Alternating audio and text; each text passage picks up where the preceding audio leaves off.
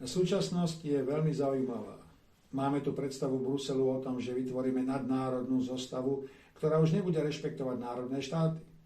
Máme tu stovky rokov histórie, ktoré ukázali vývoj jednotlivých krajín. Ukázali vývoj Slovenska, Maďarska, Poľska i ďalších krajín. Ale povedzme si otvorene jednu základnú skutočnosť. Dnešný volebný systém a dnešná štruktúra neumožňuje, aby jednotliví občania sa skutočne podielali na formovaní svojho vlastného osudu, formovaní úlohy a budúcnosti svojho štátu.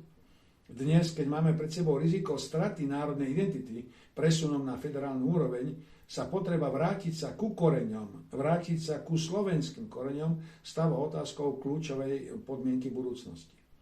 Môžeme robiť konferencie, ako bola konferencia v Modre, ktorá sa zaoberala práve pohľadom na možnosti perspektívy Slovenska. Ale dôležité je, aby sme si všetci uvedomili dve základné skutočnosti. Skutočnosť prvá. Nebudeme sa odvolávať na to, že Blomberg konštatoval, že ak sa nezmení Európska únia, môže zaniknúť. Druhá, ak zanikne Európska únia, sme schopní zvládnuť svoj vlastný štát, sme schopní zvládnuť vlastný osud a vlastnú budúcnosť, sme schopní vytvoriť systém účasti občanov na riadení tejto spoločnosti, tohto štátu. A zaujímavé je, že existuje odpoveď. Sú tu skupiny nadšencov, ktorí vytvorili zaujímavé programové riešenie tejto otázky. Vytvorili možnosti, akým spôsobom by sme mohli reagovať na budúcu štruktúru štátu. Ale uvedome si aj druhú stránku. Vyžaduje to účasť každého z nás. Ale vyžaduje to nielen pasívnu účasť, ale aj prevzatie zodpovednosti za vlastný osud, osud svojej dediny, mesta i za osud Slovenska. Ak niekto bude argumentovať, že nemáme technické riešenie, ktoré by to umožňovalo spraviť, veď máme dnešný politický systém. Uvedome si, že najväčšia nevýhoda dnešného systému je v tom, že zodpovednosť delegujeme na politické strany a už nemáme žiadny vplyv na ďalší vývoj.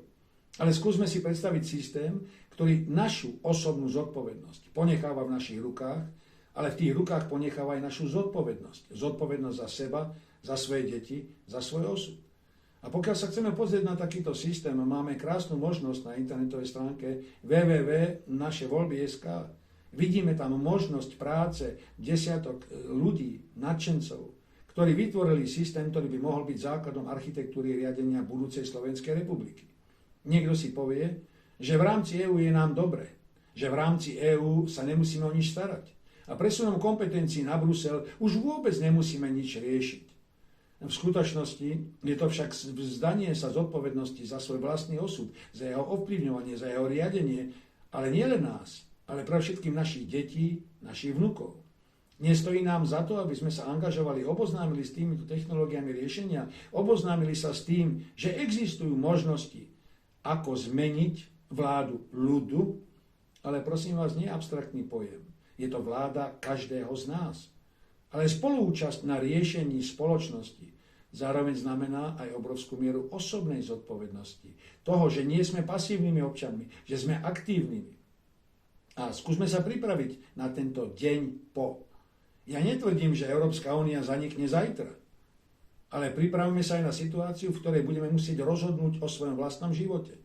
Dnes sa všetci obávajú, čo bude ďalej, keď nebude Brusel, nebude Európsky parlament, keď Brusel za nás nebude riešiť všetky naše problémy. Ale tak, ako Slováci vždy doteraz prežili najhoršie krízové stavy, ako boli turecká expanzia, protihabsburské povstania a podobne, aj dnes máme nadšencov a ľudí, ktorí myslia na budúcnosť a pripravili takýto systém. A práve takýto systém možného riadenia spoločnosti, netvrdíme, že jediný správny a jediný existujúci, ale systém, ktorý stojí za úvahu, za preštudovanie a za zváženie, či chceme ísť touto cestou.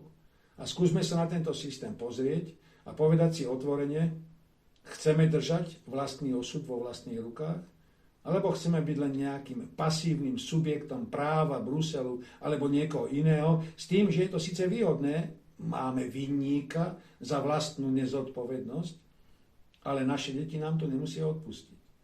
A v tomto kontexte, ak si uvedomíme, že skutočne Európsku úniu mnohé renomované svetové inštitúcie hodnotia ako nereformovateľnú a problémovú, skúsme zvažovať, čo ďalej.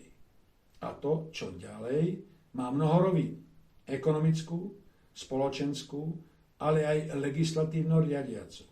A a možný návrh legislatívno-riadiaceho systému budúcej spoločnosti, vychádzajúci zo 150 volebných okrskov, vychádzajúci zo zodpovednosti každého voliča a vychádzajúci z toho, že sme skutočne zodpovední voči sebe i národu, je určitým návodom riešenia. Skúste prekonať vlastný egoizmus a pohodlnosť a skúste si aspoň pozrieť tento návrh možného volebného systému. Ak vás ho zaujme, tak skúste diskutovať s autormi tohto systému aj cez internetovú stránku www.naševoľby.sk. Ďakujem za pozornosť.